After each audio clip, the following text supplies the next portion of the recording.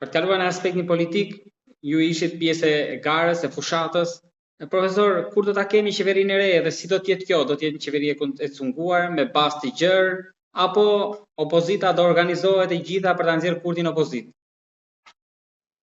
Është problematike të themi kur, afatet ligjore kanë filluar nga momenti i certifikimit të zgjedhjeve dhe tani më presidenti i Republikës ka 30 ditë kohë që ta thret konstituimin e kuvendit, që të filloj procesi i themelimit të institucioneve. Është bukur shumë problematike të përcaktohet afati kohor për shkak se mund të krijohet se konstituimi i kuvendit në kupton zgjedhja e kryetarit dhe kryetarëve të kuvendit, që aty mund të jetë hilja e parë që do të nëse nuk jenë arritë që sigurohen numrat nga qeveria Kurti, ne jemi të vetëdijshëm se partia Vetëvendosje e ka fituar një shumicë solide të rezultatit zgjedhor dhe është në kuotën e 48 deputetëve, kështu që nuk i duhet shumë numra që të arrijë rezultatit.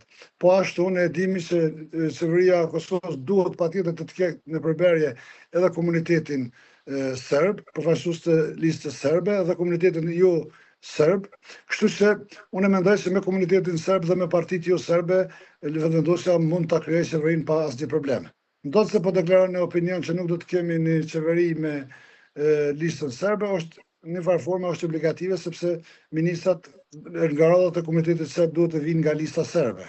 Pra e përjashtoni mundësinë që opozita të bëhet bashkë. Shiko, e gjithë opozita ka garuar në tendencën që të jemi bashkë kundër qeverisë. Kurti realisht më shumë ka qenë në kuptimin e paraqitjes figurative, sepse sikur të ishin dashur opozita vërtet të jenë bashkë, që mund të bëhen bashkë përpara procesit zgjedhor të fitojnë zgjedhjet, sepse kanë më shumë numra matematikisht.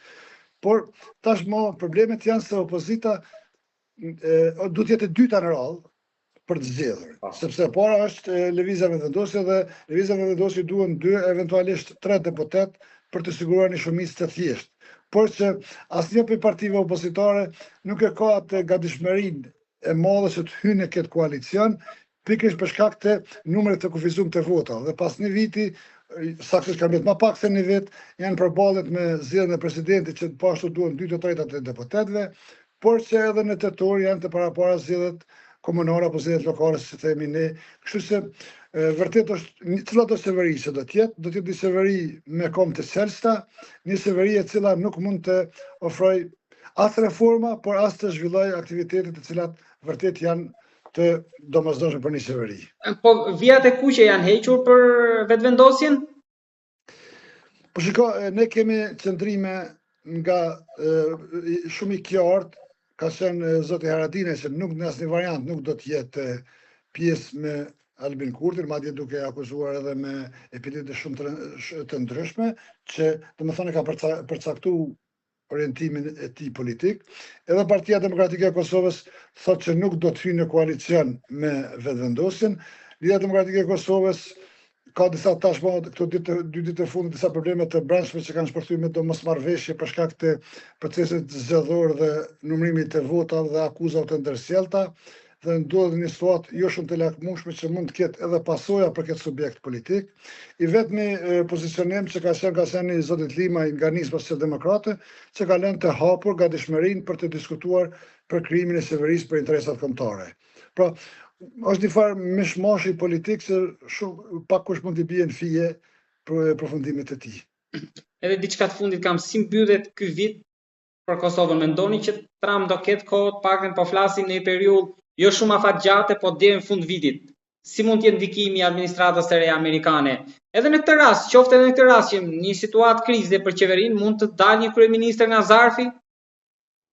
Po shikon, zakonisht në rastet e krizave të tilla kanë ndërhyrë gjithmonë partnerët ndërkombëtar, ata që janë garantues, më thënë me mirë, themelues të Republikës së Kosovës, dhe na kanë ofruar alternativa inteligjente, interesante, që janë prit mirë nga opinioni, qoftë rasti i presidentes, qoftë kryeministrat.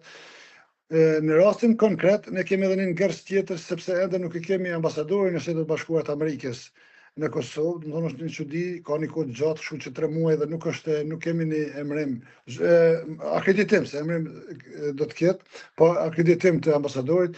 Vendet e Kuwaitit janë disi shumë të hequra, nuk e kam parë asnjë nga përfaqësuesit diplomatik ose vendet mike që kanë përpos Macedonia e Veriut, që kanë uruar të pakten zotin Kurti për fituar në zgjedhje, është shka interesante që vërtet për mua është duke me friksuar kjo ignorancë totale e vendeve të perëndimit në raport me qeverinë Kurti dhe me procesin. Por në besoj se do të inkuadrohen tash ditëve pas të qeverisë të certifikuar rezultatet zgjedhor, me siguri portën e kanë përmes presidentës dhe me presidenten kanë negociuar. Unë jam i bindur që kanë negociuar me presidenten për hapat dhe që unë mendoj se urgjencë kombëtare është themelimi i qeverisë, për shkak se është urgjencë kombëtare çështja e sigurisë.